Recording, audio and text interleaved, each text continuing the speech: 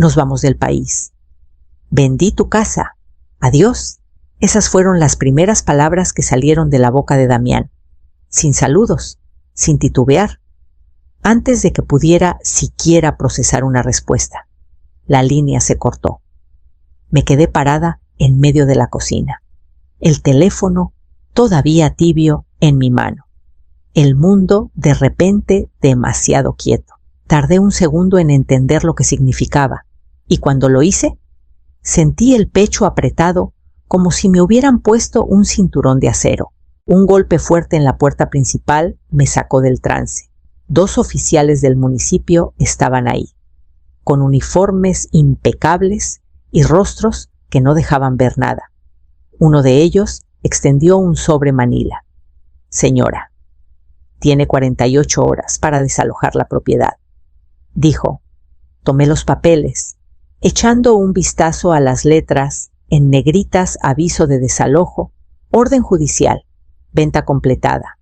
Por un momento, las letras se volvieron borrosas antes de enfocarse de nuevo. Sentí las rodillas flojas, pero enderecé la espalda. Entiendo, murmuré. Aunque no era verdad, cuando los oficiales se fueron, volví a marcarle a Damián. Sin respuesta, otra vez, directo al buzón. Entonces mi celular vibró un mensaje de Clara. ¿Su esposa? Nada personal, solo negocios. Negocios. Así le llamaban ahora. Afuera.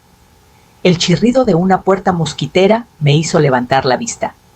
Remedios, mi vecina de 15 años. Me miraba desde su porche, con el ceño fruncido. Cruzó el pedacito de césped rapidito.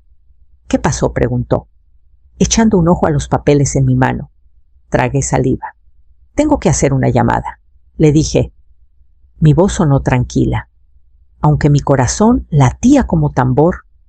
Remedios dudó, como si quisiera insistir, pero solo asintió y regresó a su casa.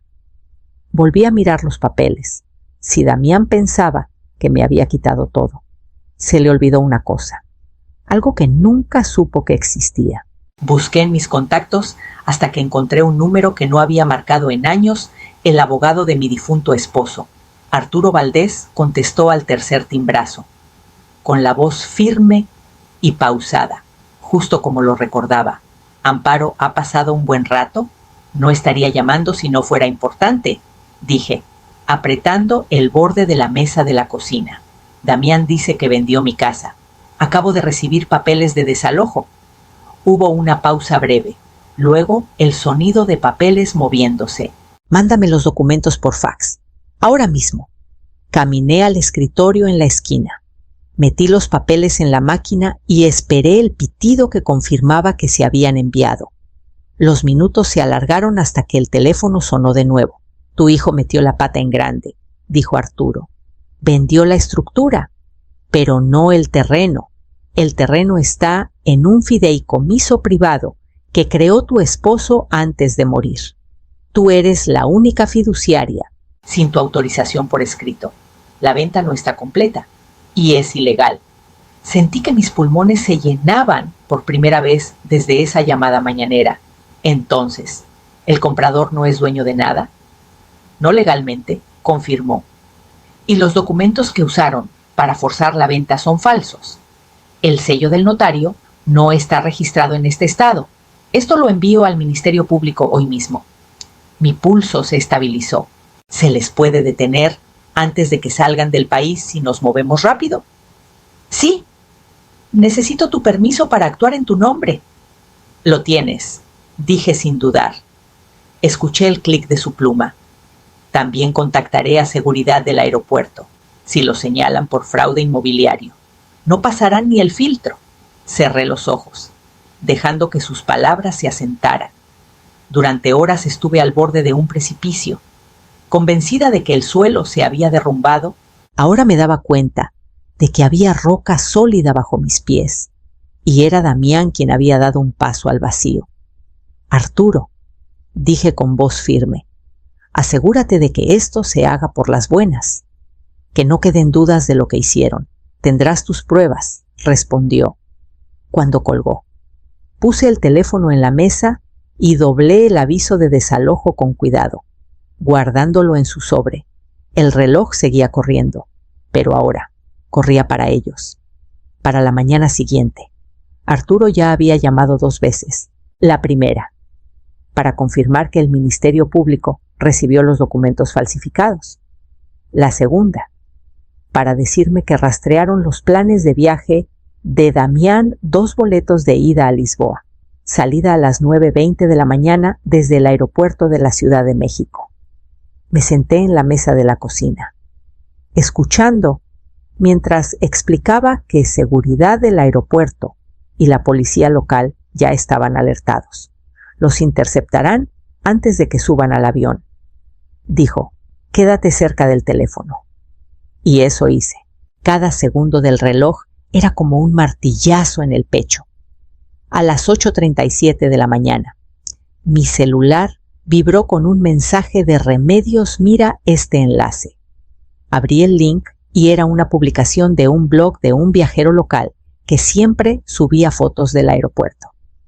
En la parte de arriba había un video movido, gente haciendo fila. El sonido de las ruedas de las maletas contra el piso. Y entonces los vi Damián, con el brazo sobre los hombros de Clara, ambos jalando maletas nuevas, de esas bien chidas que nunca habían tenido.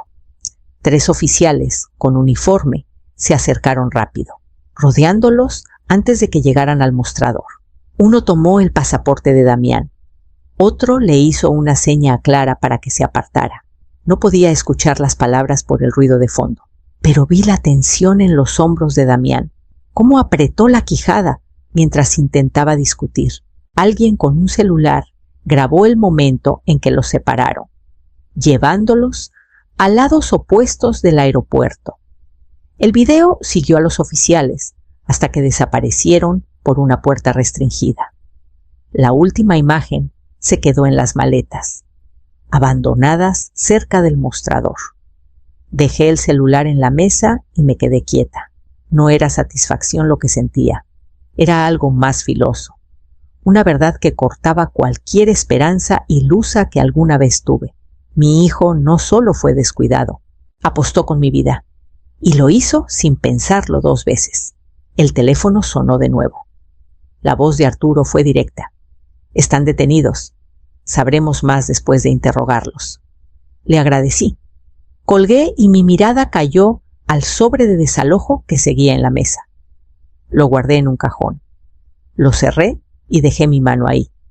Lo que viniera después. Lo iba a enfrentar hasta el final. Por la tarde, Arturo llamó con noticias frescas. Ya los interrogaron por separado. Dijo, tu hijo le echa la culpa a Clara. Ella le echa la culpa a él. Casi podía imaginarlos, acorralados, echándose el clavo para salvarse primero. ¿Qué dijeron exactamente?, pregunté. Damián dice que Clara lo convenció de que ya no necesitabas la casa, que tú habías aceptado venderla y hasta firmado. Clara dice que Damián le contó que te ibas a mudar a un departamento para jubilados y que tú le diste permiso para manejar la venta. La mentira estaba tan bien ensayada que resultaba ridícula. Y los documentos falsificaciones comprobadas, dijo Arturo.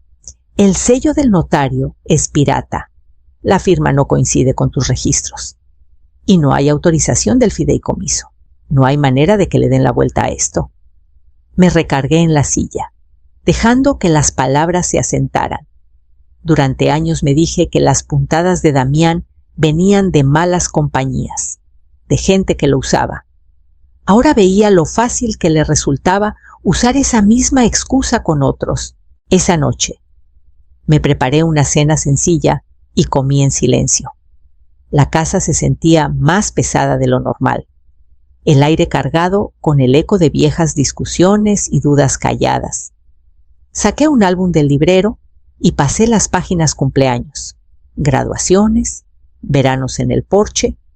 La sonrisa de Damián estaba en cada foto, amplia y fácil, mirando directo a la cámara. Me pregunté cuándo se volvió solo una actuación. Arturo dijo que la audiencia se programaría pronto. Le dije que no iba a ir. Verlos esposados en el aeropuerto Ya había sido suficiente. No necesitaba el teatro de un juzgado. Lo que necesitaba era distancia y la claridad para decidir qué seguía antes de dormir. Reuní los papeles de desalojo, las copias de los documentos falsos que Arturo me mandó, y los metí en una carpeta marcada con la fecha. La guardé en el cajón del escritorio, cerrándolo con una llave de latón. Las pruebas eran mías ahora, y las iba a guardar justo donde debían estar. Arturo llegó a la mañana siguiente con una carpeta gorda bajo el brazo. La puso en la mesa de la cocina y la abrió, mostrando un montón de reportes, estados de cuenta y correos impresos. La investigación avanzó rápido, dijo. Los documentos falsos se rastrearon hasta un primo de Clara. Alguien con antecedentes de fraude inmobiliario. Pasó a otra sección. Aquí está el rastro del dinero. El pago de la supuesta venta fue de 6 millones de pesos. No se quedó quieto. Mucho tiempo pasó por 4 cuentas nacionales, antes de que lo transfirieran al extranjero. Eché un ojo a los estados de cuenta. Cada transferencia era una línea ordenada con fechas y cantidades. Y ahora congelado, respondió Arturo. Como la venta no estaba autorizada, los abogados del comprador presentaron su propia denuncia penal. Exigen la devolución y daños, entre eso y los cargos del Ministerio Público. Tu hijo y su esposa tienen presión de ambos lados. Solté un suspiro lento. No era alivio exactamente, pero la justicia empezaba a tomar forma, y el comprador encabronado, dijo Arturo sin rodeos. Pensaron que compraban una propiedad de primera en la costa. En cambio, tienen un contrato que no vale ni el papel en que está escrito. Cerré la carpeta y puse la mano encima. Entonces esperamos. Dejamos que el proceso haga lo suyo. Asintió. ¿Y tú guarda cada copia de esto? Si intentan darle la vuelta a la historia, tendrás pruebas. Después de que se fue, me quedé con la carpeta un buen rato, pasando los dedos por el cartón liso. Cada página era un registro de decisiones, todas las que Damián y Clara tomaron, sabiendo muy bien lo que me costarían. Metí la carpeta en el cajón junto al aviso de desalojo y lo cerré con llave. El sonido de la llave, al girar, fue extrañamente satisfactorio. Un pequeño clic que me decía que todavía tenía control de algo. Afuera. El viento se levantó, esparciendo hojas por el porche. Me quedé ahí un momento, viéndolas girar, antes de decidir exactamente cómo iba a usar mi siguiente jugada. La llamada llegó justo después del mediodía. Era un número desconocido, pero contesté de todos modos. Ma. La voz de Damián se quebró en la primera sílaba. Escucha. Necesito tu ayuda. Solo lo suficiente para la fianza. Por favor, no puedo quedarme aquí. No hablé de inmediato. Su súplica quedó flotando en el aire. Pesada y densa. Recordé esa mañana cuando me dijo, sin titubear, que mi casa ya no era mía. Pensé en el aviso de desalojo, las firmas falsificadas, los pasos calculados que dio. ¿Cuánto pregunté al fin? Dio una cifra. No era una locura, pero tampoco era poca cosa. Te lo voy a pagar, dijo rápido, como si lo hubiera ensayado. No, dije, firme. Te doy lo de la fianza y para que tengas donde quedarte un mes. Nada más, después, tú te las arreglas. Hubo silencio en la línea, roto solo por un suspiro leve. Un mes. Está bien. Gracias. Llamé a Arturo y arreglé que los fondos pasaran directo por su oficina. Nada de efectivo, nada de cuentas abiertas, nada que pudieran torcer después. Me aseguró que manejaría el papeleo y conseguiría una renta de corto plazo. Cuando terminé, me recargué en la silla. Esto no era perdón, todavía no. Era una línea trazada con tinta permanente, no lo iba a dejar tirado. Pero tampoco lo iba a proteger del peso de sus decisiones. Esa noche, caminé por cada cuarto de mi casa. Mi hogar. Los muebles seguían en su lugar de siempre. Las paredes todavía tenían las fotos que yo elegí. pero sentía un cambio dentro de mí, una recuperación silenciosa y decidida. Cerré la puerta principal, puse el cerrojo y pasé la cadena. La casa era mía en todos los sentidos que importaban, y así la iba a mantener. Arturo llamó a la mañana siguiente para confirmar que Damián había sido liberado y estaba en el departamentito que arreglamos. Tiene lo básico para vivir, dijo. Nada más. Eso era justo el punto. No quería que estuviera tan cómodo como para olvidar en qué posición estaba. Esa tarde manejé al centro. El edificio era de ladrillo viejo, metido entre una lavandería y una casa de empeño. La escalera olía leve a pintura y polvo. Toqué la puerta y después de un momento se abrió. Damián estaba ahí, viéndose más viejo que sus 35 años, ojos apagados, barba descuidada, hombros encorvados como si cargara un peso desde hace tiempo. No me invitó a pasar y no pedí entrar. Esto es para ti, dije, entregándole los papeles de la renta. El alquiler está pagado por un mes. Después, tú le haces, miró los papeles, luego a mí. Sé que la regué gacho, dijo bajito. No espero que me creas. Pero no pensé que llegaría tan lejos. Sostuve su mirada, buscando al niño que alguna vez conocí. Llegó justo hasta donde tus decisiones lo llevaron, dije. Ahora tendrás que decidir diferente. Nos quedamos en el pasillo un momento más, el aire cargado de palabras que no se dirían. Finalmente, di un paso atrás. Cuídate, asintió una vez, un movimiento casi imperceptible, y cerró la puerta. En el camino a casa, no repasé la conversación, no me pregunté si hablaba en serio. Mi enfoque estaba en el camino por delante, en la calma que quería proteger al llegar a la casa. Dejé mi bolsa y fui directo al escritorio. El cajón con llave seguía ahí, todo en su lugar. Lo cerré con cuidado, giré la llave y dejé mi mano ahí un momento. Una semana después, llegó un sobre sin remitente. La letra en el frente era desconocida. Inclinada y apresurada, lo puse en la mesa, mirándolo un momento antes de deslizar un cuchillo bajo la solapa. Adentro había una hoja, doblada 2 veces. Las palabras eran desiguales, como si las hubieran escrito a la carrera. Amparo, no merezco tu ayuda, pero quiero que sepas que Clara se fue. Se llevó lo último que quedaba en mi cuenta y desapareció. No te pido más. Solo necesitaba decírselo a alguien. Lo siento. Lo leí 2 veces. La segunda más despacio, dejando que cada frase se asentara. No había súplica de perdón, ni drama, solo una confesión plana. Dejé la carta y caminé al escritorio, abriendo el cajón donde estaba la carpeta.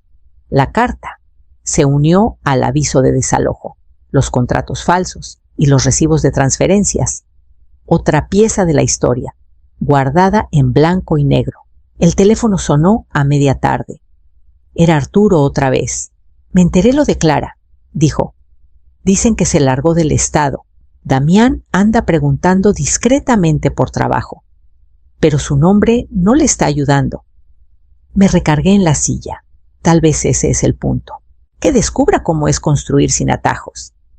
Hubo una pausa. Luego Arturo dijo, lo has manejado con más temple que la mayoría. Pensé en eso un momento. No era temple, era claridad. Mis límites se habían vuelto inamovibles, porque vi lo que pasaba cuando no lo eran. Esa noche, cociné para mí y me senté en la mesa pequeña de la cocina. Con la ventana abierta al sonido del viento entre los árboles, la casa se sentía diferente ahora. Menos como una fortaleza sitiada y más como un lugar que había sobrevivido una tormenta. Lavé los platos despacio. Me sequé las manos y apagué la luz. Mañana tenía un lugar a donde ir. A la mañana siguiente, manejé a la ciudad para encontrarme con Arturo en su oficina. La carpeta de mi escritorio iba en el asiento del copiloto. cada documento bien organizado. Cuando llegué, él ya estaba esperando con un montón de papeles legales. «Este es el traspaso de escritura», dijo, deslizando la primera hoja hacia mí. «Pone la casa y el terreno en un fideicomiso irrevocable a tu nombre, sin cláusulas de beneficiarios, salvo los que tú elijas. Nadie, ni tu hijo, ni nadie, puede venderlo o hipotecarlo sin tu aprobación». Leí cada página con cuidado. Siguiendo el lenguaje legal, cada línea era como un ladrillo en una pared que nunca volverían a tumbar.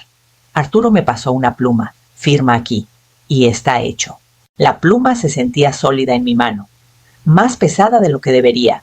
Firmé 1, 2, 3 veces, mi firma trazando curvas con decisión. Cuando terminé, Arturo recogió las páginas y las puso en una carpeta nueva, etiquetada. «Queda registrado de inmediato», dijo. «Desde este momento, tu casa es intocable». Asentí, sintiendo una firmeza que se asentaba en el pecho. «Bien, ahora es hora de hacer otros cambios». Repasamos mi testamento, actualizando las cláusulas para que no hubiera dudas en el futuro. La propiedad se quedaría en el fideicomiso y cualquier fondo que dejara no pasaría por Damián a menos que demostrara años de trabajo estable y sin meterse en problemas. No era rencor, era protección para mí y para la vida que había construido. Cuando terminamos el papeleo, le di la mano a Arturo. «Gracias por hacer esto limpio». «Para eso estoy», respondió.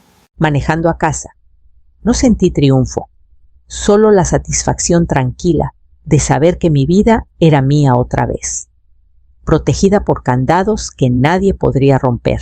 Al doblar en mi calle, vi una figura conocida esperando en mi porche. Damián estaba sentado en el escalón de arriba, con los codos en las rodillas, la cabeza agachada. Cuando estacioné en la entrada, se puso de pie, pero no se acercó. No sabía a dónde más ir, dijo. Su voz estaba áspera, como si no hubiera dormido. «Ya no tengo el departamento. No pude pagar la renta». Subí los escalones y me detuve frente a él. «Te dije 1 mes». «¿Lo sabías?», asintió, con la mirada en las tablas del porche. «He estado buscando trabajo. Nadie me quiere contratar. Estoy intentando. Lo estudié». No había arrogancia ni excusas, solo el peso puro de las consecuencias. «Te doy 1 noche más», dije al fin. «Hay una cobija adentro. Puedes dormir en el sofá. Mañana vas al albergue del centro. Tienen programas de trabajo. Agarras lo que te ofrezcan». Sus hombros se relajaron, y por primera vez en meses vi un destello de algo que parecía gratitud. «Gracias», murmuró. «Adentro». Le di la cobija y le señalé el sofá. No hablamos mucho esa noche. Comió en silencio. Luego se quedó mirando el piso mientras yo leía en una silla al otro lado de la sala. El silencio no era cómodo, pero tampoco era hostil. Antes de irme a dormir, me detuve en la puerta. «Puedes cambiar, Damián, pero tienes que ser tú quien lo haga. Nadie puede hacerlo por ti». Asintió levemente, y lo dejé ahí, con la cobija cubriéndole los hombros. A la mañana siguiente lo llevé al albergue. No nos abrazamos. Lo vi entrar. La puerta se cerró tras él. Cuando llegué a casa, abrí el cajón del escritorio. La carpeta seguía ahí, todo en su lugar. Lo cerré con cuidado. Giré la llave y dejé mi mano ahí un momento. Luego me levanté. Caminé a la puerta principal y salí al aire fresco de la mañana.